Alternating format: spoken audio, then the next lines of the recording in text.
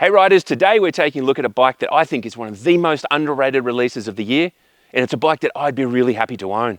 It is, of course, Suzuki's V-Strom 800 DE.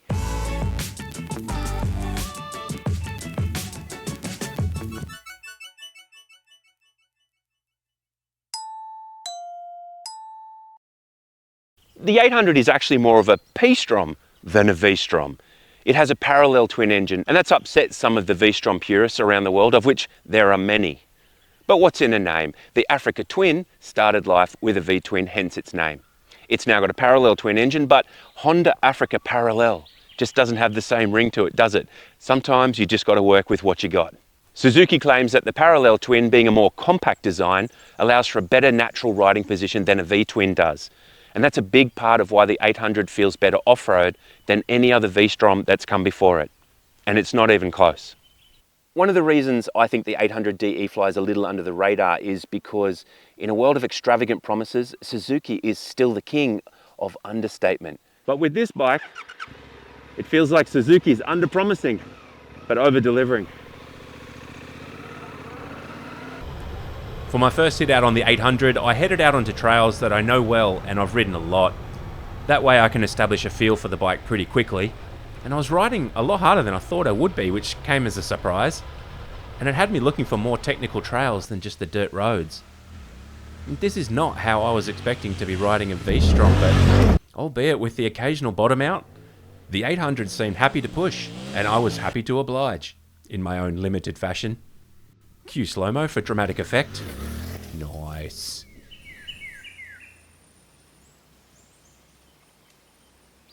Stopping for a quick biltong break. I love biltong. I could live off biltong and Chinese food for the rest of my life. That's all I need to subsist. I'm just taking a quick break before I start heading home. So excuse me if I eat while I'm talking, but I love that Suzuki named the engine modes on the DE A, B, and C. That's it. Typically understated Suzuki style. No wild promises in there. No sport. No ludicrous mode, just A, B, and C. I spend most of my time in B.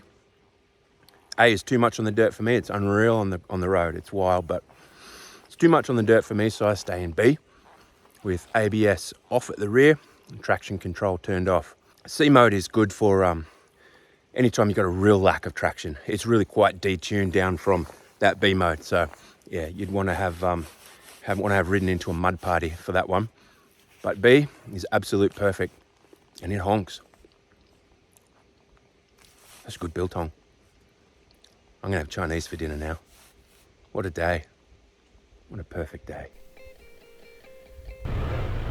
At this point, I was suitably intrigued with this bike. This is not what I expected to find, and that's kind of rare after some 20-25 years of doing this. I expected to find a bike that was a bit better than the 650 XT, and it's not even comparable off-road. The performance is much, much better. And I was present at the launch of this bike in New Zealand earlier in the year, but the weather was bad.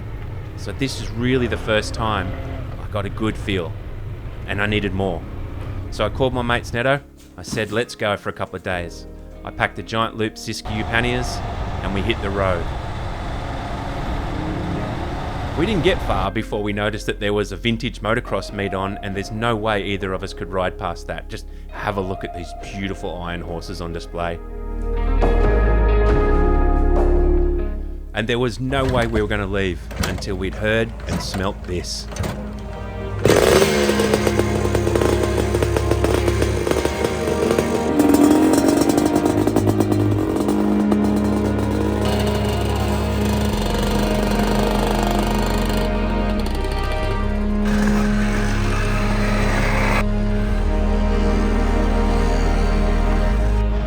By the time we left, we were about an hour behind schedule, but it was worth it.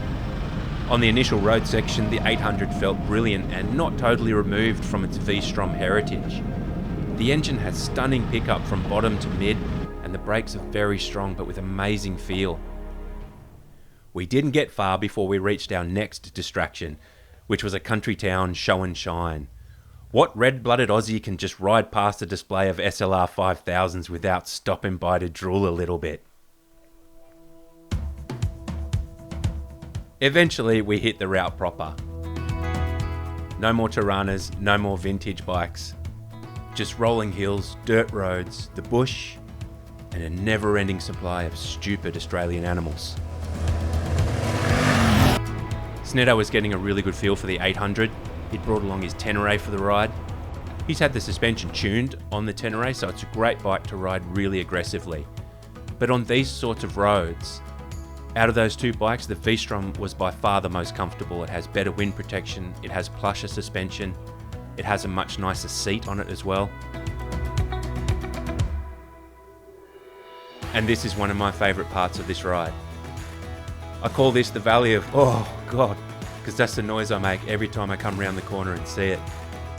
And after a couple of corners here, you're going to see just why it gets me every time.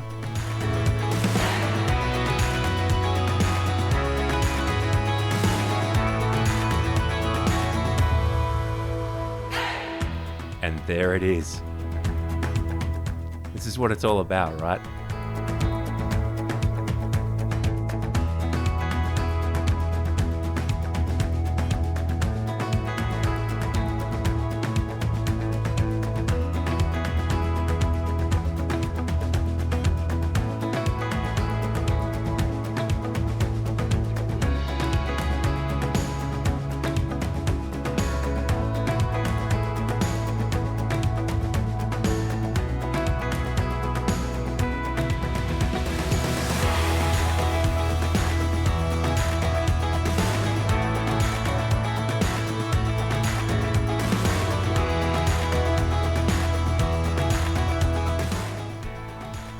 Now we're getting towards the end of the day here, and I do have to explain something. Sneddo has been a mate of mine for a long, long time, and he's a mad keen fisherman.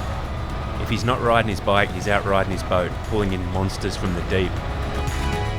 The pub we were staying at, the Long Flat Pub, has the Hastings River running just behind it, so I thought I'd buy him a little present so he can enjoy both riding and fishing on the same weekend. With the best equipment. Yeah. Oh, wow. A U-Feng reel. Oh yeah, telescopic rod. You may have This was a $26 fishing rod. You may have overpaid. But that's all right. There you go. Look at that. No, when we're done this video, that's coming on the boat. Hey, who needs to go to Hot Tackle when you can go to U-Feng? That's going to work for sure. This will be, we're on here. After a chat with the pub cat and a couple of gentle nightcaps, we awoke, mercifully hangover free, to a sunrise that was doing its best work well above the mist. A mist that precedes a stinking hot day.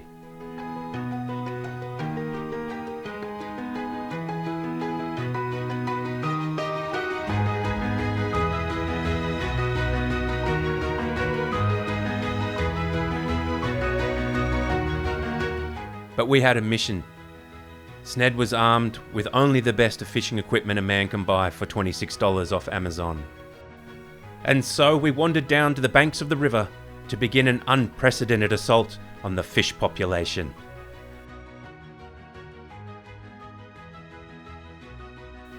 With each cast, the suspense built, and built, and it built, and it built, and built, and built. It just went on for quite a while, really, until, yeah, we caught a rock. Time to leave.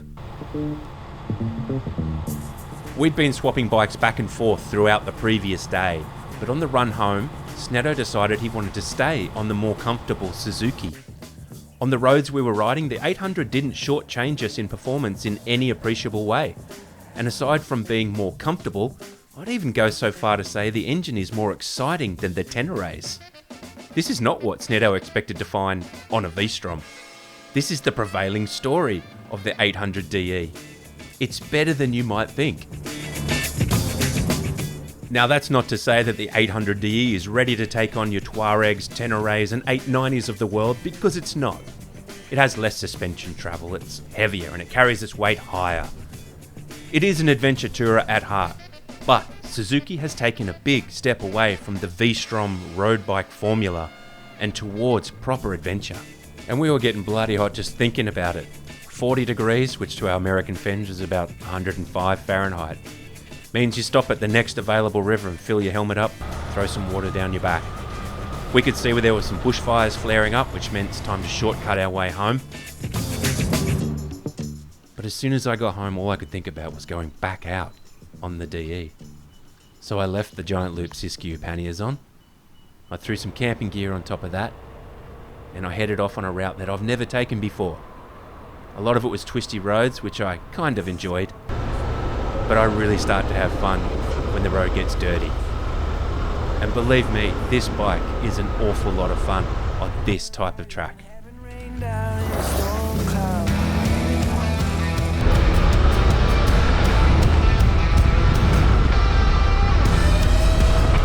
While the 800's engine has a somewhat early sign-off, around about 100-125 kilometers an hour, that bottom to mid-range that you primarily play with in the dirt is really strong and so exciting. And it's matched to a gearbox and a quick shifter system that fell from the very top shelf at Suzuki.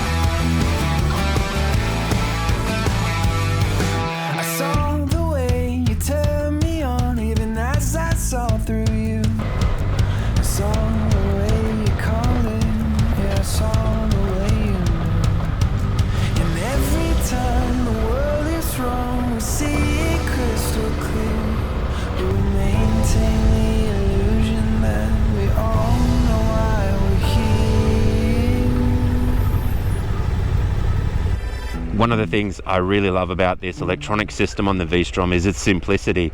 So you just have a bank of three things here that you can change, and you've got traction control, you've got your engine modes, and you've got ABS. And it's as simple as holding a button in and your ABS is off. On my Africa Twin, I fart around pushing buttons and swearing at the universe for about 10 minutes, and then I finally get my ABS turned off. I love the simplicity of this. The ergonomics on the V-Strom 800DE have got a bit to live up to, because, man, there aren't too many bikes that are more comfortable than a V-Strom throughout their history. I love the V-Strom 650 XT. That's just such a comfortable bike to be on all day. So, to be worthy of the V-Strom moniker, the 800DE had to have some level of comfort, and it does. It's a very good knee bend. I think for taller riders, they'll appreciate the 800. For me, more extreme knee bends and I get pretty sore pretty quickly. Not a problem on this, can ride all day. So that's a good one. The sitting position in general is really comfortable, nice wide bars. We've got some potential steak sandwiches here. Hey guys, we're just talking about the ergonomics. The ergonomics on the V-Strom 800DE. There's less of a knee bend than you would think. The pegs are sort of well forward too, which makes it nice to stand on. The bars are really wide. Are you listening? Oh, okay, you got stuff on. I'll just talk to myself. See you guys. Now the standing position, you can see it's not really thin between the knees there, but my legs are pretty much straight up and down, so that's comfortable. And they're gripping the seat, which is really important. There's heaps of grip on the V-Strom here when I stand up. So it's really nice to be able to grab hold and move the bike around and stay in control. and then if I want to move forward, the tank, it's a 20 litre tank, it does flare out. I can assure you I'm not doing this for the pleasure of it. No, truly I'm not. I'm really not. Anyways, that was enjoyable. Moving back, again, I'm gripping the seat. I don't know if you can see that. Can you see my shiny blue Fly Racing patrol pants? Man, these things are comfortable. And they go really well with my shiny new blue boots. I look like an action figure from Mattel. So leaning back, you've got the seat to grab. Neutral position, you've got the seat to grab. Forward, you've got the tank to deal with, so you're probably going to want to lean forward, which is absolutely fine because the pegs themselves are quite forward for an adventure tourer. They feel more like an adventure bike would in that regard. If I was to draw a parallel to any other bike, surprisingly, it wouldn't be a Transalp. I think the V-Strom is more of a premium product than the Transalp is, and it's a more complete package than the Transalp is. It's probably going to be a Husqvarna Norden 901 with the Apex suspension, which is probably the king of the adventure tourers in that it does straddle both adventure tourer and adventure really, really well. This is not that far from that. I mean, the Husqvarna has the V-Strom beat in terms of weight distribution and so on with those drop-down tanks, but it gives you an idea of how far the 800DE can be separated from the rest of the V-Strom family and the rest of the adventure tourer category. It is that good. It does deserve to be elevated beyond just your simple roadie that can do a little bit of dirt. It's better than that. You may have noticed that there are a few things on the bike that I'm riding that don't come standard, and I'll put a list in the description. There's nothing that enhances the performance, but most obvious is the accessory bar, which is something of a light crash bar system. I'd probably opt for something more robust, but I do like the taller screen and the heated hand grips. The 800 doesn't come with cruise control, and while it's not the Lone Ranger there, I think it should have it. Fit the aluminium bash plate, and there really isn't anything else you need to do. If how I'm riding looks like what you'd do, then the stock suspension handles it perfectly fine for me. And with the 20 litre fuel tank, you can go and find some faraway fun with a range of around about 400 kilometres.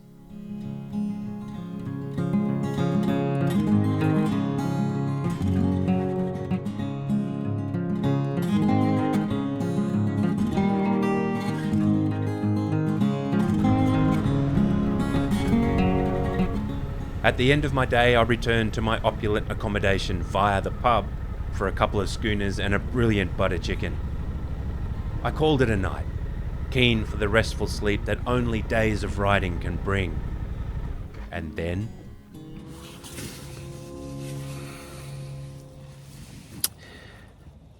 I don't know if you can hear it, but the people in the caravan next to my tent have been playing Achy Breaky Heart for 45 minutes now. Over and over and over again. I'm pretty sure this is even against the rules of war, and I wish ill upon them.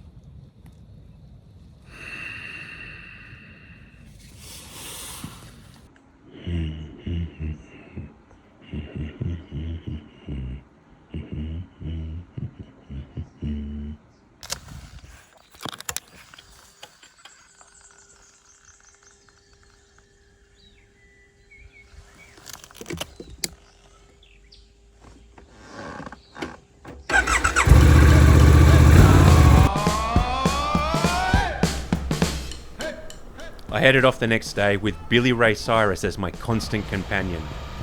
Short of a traumatic brain injury, there is no way you can get that goddamn song out of your head once it's in there.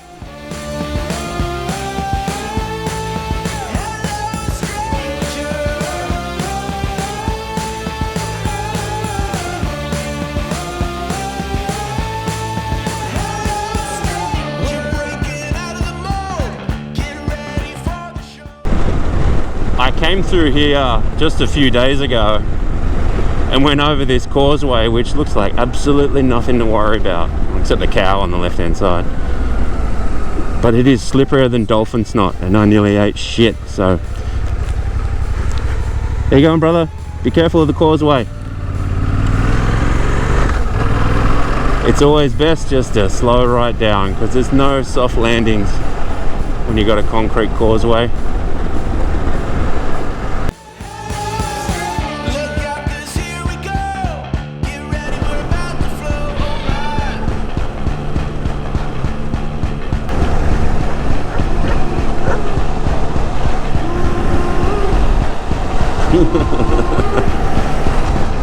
Go! It looks like the luck dragon from the Never-Ending Story. Oh, he's still coming. Go home, buddy.